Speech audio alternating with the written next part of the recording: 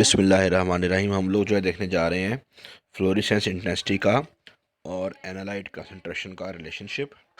तो रिलेशनशिप जो है इसमें हमारे पास जो है वो फ्लोरेसेंस इंटेंसिटी जो है उसका रिलेशनशिप हमारे पास जो है वो जो इंसिडेंट रेडिएशन जिसे हम कहते हैं वो एक्साइटेशन रेडिएशन उसके साथ भी है और कंसंट्रेशन के साथ भी है। तो एज यू हैव लर्नड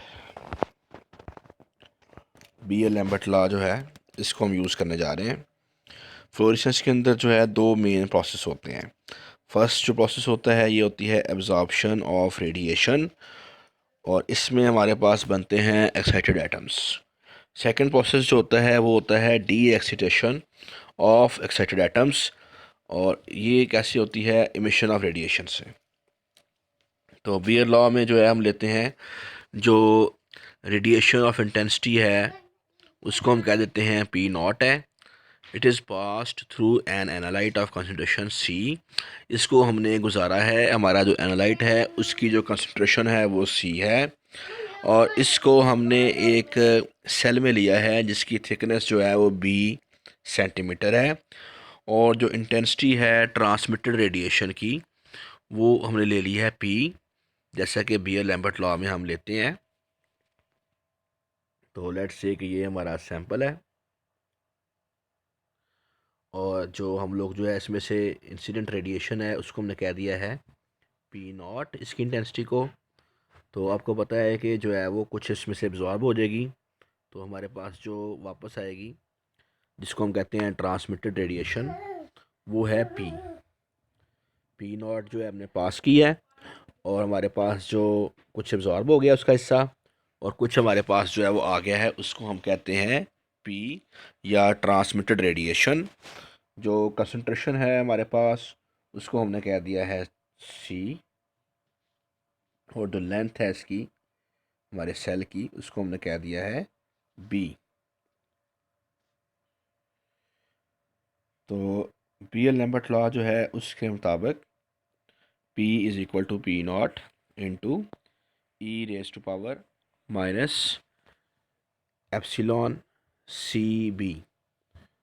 तो ये जो है हमने बी एल लॉ जो है वहाँ से डिराइव किया है, पहले भी हमने ये डिराइव किया हुआ है तो उसको दोबारा हम डिराइव नहीं करेंगे। इसी को हम मॉडिफाई कर सकते हैं पी एब्जॉर्बेंस के लिए, पी एब्जॉर्बशन के लिए पी नॉट माइनस जो पी एब्जॉर्ब होती है जिसे हम कहते हैं कि जो एब्जॉर्ब हुई है ये किसके बराबर होगी हमारे पास, ये बराबर होगी जो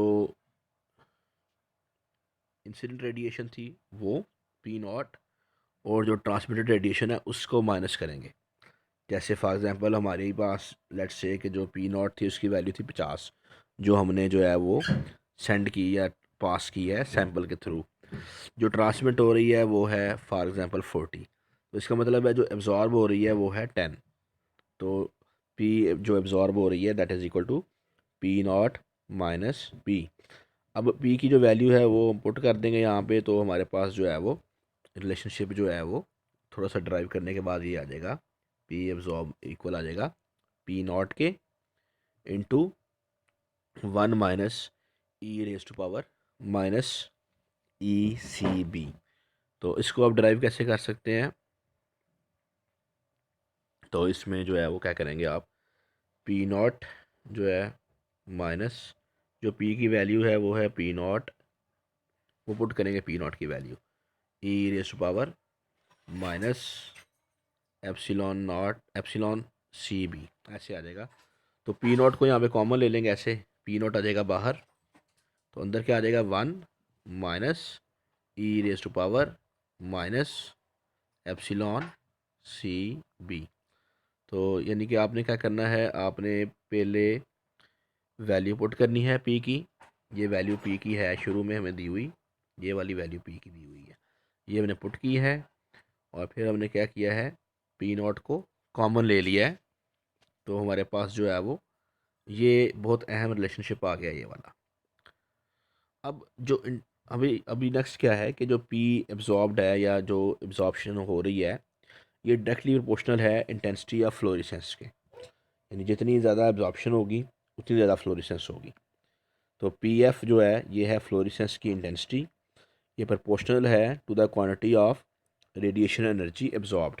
तो जहाँ पे पी एब्जॉर्ब लिखा है वहाँ पे हम लोग लिख लेते हैं पी एफ, और ये बराबर किसके होती है, ये हमारे पास रिलेशनशिप पहले से मौजूद है, ये बराबर होती है पी एफ बराबर होती है पी एब्जॉर्ब्ड इंटू फाई। ये जो फाई है इससे कहते हैं हम quantum yield, fraction of excited atoms that undergo fluorescence when e c b epsilon c b is small. तो ये हमारे पास जो है रिलेशनशिप जो है पहले से मौजूद है, जो कि एक्सप्लेन करता है फ्लोरेसेंस को, ये वाला। तो हम लोगों ने क्या करना है इस रिलेशनशिप में, पी एब्जॉर्प्शन जो है उसकी जो वैल्यू हमने ऊपर ड्राइव की हुई है वो पुट कर देनी है। तो पी एफ हमारे पास जो रिलेशनशिप है ये आ जाएगा equal to P not into 1 - e, जो कि बेस होती है नेचुरल लॉ की, raise to power minus epsilon c b into phi.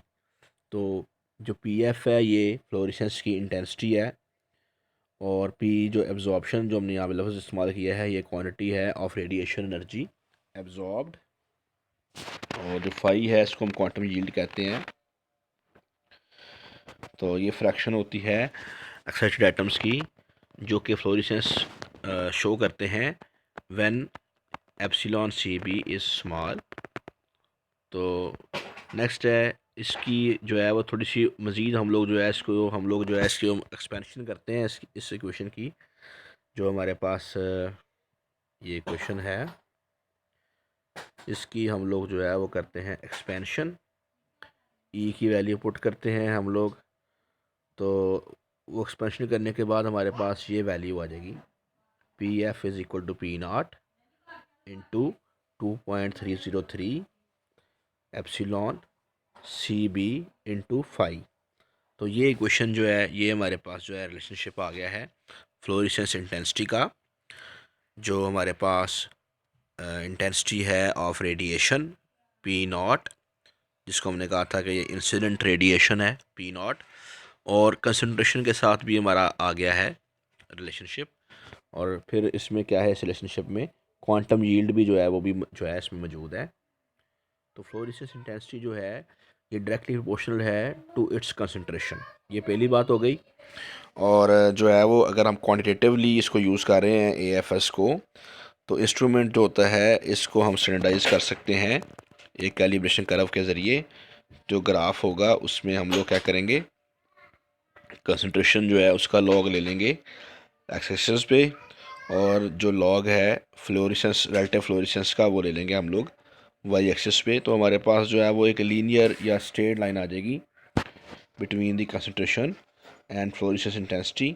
और फिर क्या है कि ये जो है ठीक हमारे पास जो है वो कर्व ठीक है, लेकिन ये ओनली वैलिड है अगर जो है वो हमारे पास जो है किसी भी एलिमेंट की जो कंसंट्रेशन है वो लो हो।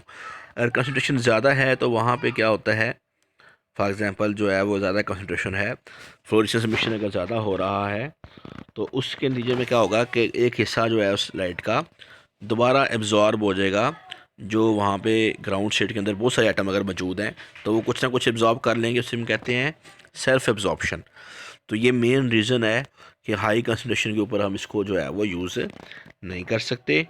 और इससे क्या होगा, it will lower the intensity of emitted radiation, यानी जो फ्लोरेसेंस हो रही है उसकी इंटेंसिटी या उस कम हो जाएगी, और जो प्रोपोर्शनैलिटी है या जो हमारे पास लीनियर रिलेशनशिप है कंसंट्रेशन के दरमियान और फ्लोरेसेंस इंटेंसिटी के दरमियान, ये ख़त्म हो जाएगा। इसके अलावा हाई कंसंट्रेशन के ऊपर एक और जो प्रोसेस बहुत अहम जो है वो पॉसिबल है, उसे हम कहते हैं क्वेंचिंग। उससे भी जो है वो डीएक्टिवेशन हो सकती है हमारे जो एक्साइटेड एटम्स हैं। तो उसमें हमने पढ़ा था कि क्या होता है कि अगर जो है वो हमारे पास जो है वो कंसंट्रेशन ज़्यादा है तो क्वेंचिंग ज़्यादा होती है, यानी कि जो हमारे मालिक्यूल हैं वो डी एक्साइट हो जाते हैं। और उसके लिए हम क्या कर सकते हैं, अगर हम फ्लेम यूज़ कर रहे हैं फॉर एग्ज़ाम्पल तो आर्गोन गैस इस्तेमाल कर सकते हैं जो नोबल गैस है। तो ये बाज़ आप पूछते हैं भाई आर्गोन गैस क्यों इस्तेमाल करते हैं, तो उसकी रीज़न ये होती है कि प्लाज्मा के अंदर या वैसे जो है फ्लेम के अंदर आर्गोन यूज़ करने का मकसद ये होता है कि जो क्वेंचिंग का इशू है ये ना हो। और अगर हम एक और मतलब बेस्ट मेथड ये है कि हम नॉन फ्लेम मेथड यूज़ कर लें, जो कि हम इस्तेमाल करते हैं। सैंपल जो है उसको हमने एटम में कन्वर्ट करना होता है। कोई भी जो हमारे पास यानी कि सैंपल है उसको हमने गैशियस एटम में कन्वर्ट करना होता है पहले। तो उसके लिए ज़रूरी नहीं है कि हमेशा फ्लेम यूज़ किया जाए। हम लोग जो है वो ग्रेफाइट फर्नेस यूज़ कर सकते हैं। यहाँ पे जो है वो उन्होंने एक्सप्लेन किया है कि इंस्ट्रूमेंट्स के अंदर जिनमें ग्रेफाइट फर्नेस यूज़ होती है, तो उसके नतीजे में या लेज़र अगर हम यूज़ करते हैं, जो लीनियरिटी है यानी कि जो रिलेशनशिप है हमारा, ये एक्सटेंड करता है, यानी कि ज़्यादा जो है वो 7 ऑर्डर ऑफ मैग्नीट्यूड। कहने का मतलब है कि ये काफ़ी जो है वो ज़्यादा कंसिडरेशन के ऊपर भी वैलिड रह सकता है, क्योंकि वहाँ पे क्वेंचिंग वगैरह का इशू नहीं होगा। तो इसमें जो है वो एडवांटेज क्या है एटॉमिक एब्जॉर्प्शन के ऊपर, तो उसमें ये है कि जो फ्लोरेसेंस की रेडिएशन होती है इसकी हम मेजरमेंट करते हैं अगेंस्ट ए ज़ीरो बैकग्राउंड। एब्जॉर्प्शन में जो है वो हम ये करते हैं कि हम लोग मेजरमेंट करते हैं एक बैकग्राउंड के ऊपर। तो बैकग्राउंड होता है उसमें से जो है वो एब्जॉर्प्शन होती है, तो उसकी हम मेजरमेंट करते हैं। लेकिन यहाँ पे ऐसा कोई चक्कर नहीं है, यहाँ पे जो बैकग्राउंड है वो हमारा ज़ीरो है। तो क्वेश्चन यहाँ से क्या आ सकता है, क्वेश्चन हमारे पास ये आ सकता है कि जो एटॉमिक फोर्सेस मेजरमेंट्स हैं ये सिर्फ लो कंसंट्रेशन के ऊपर पॉसिबल हैं, इसकी रीज़न क्या हो सकती है। तो हमने डिस्कस किया है इसके अंदर 2 रीज़न इसकी हो सकती हैं। जो फर्स्ट रीज़न है वो क्या है कि सेल्फ एब्जॉर्प्शन ना हो। सेल्फ एब्जॉर्प्शन जो है इसकी वजह से जो है हमारा सिग्नल जो है वो छोटा हो जाएगा या कम हो जाएगी उसकी इंटेंसिटी। दूसरी वजह हो सकती है कि क्वेंचिंग जो इशू है उसकी वजह से जो है वो हमारे जो है वो एटम जो होते हैं वो डी एक्साइट हो सकते हैं। तो इस वीडियो में जो है यहाँ तक कि आप लोगों का बहुत शुक्रिया। अल्लाह हाफिज़।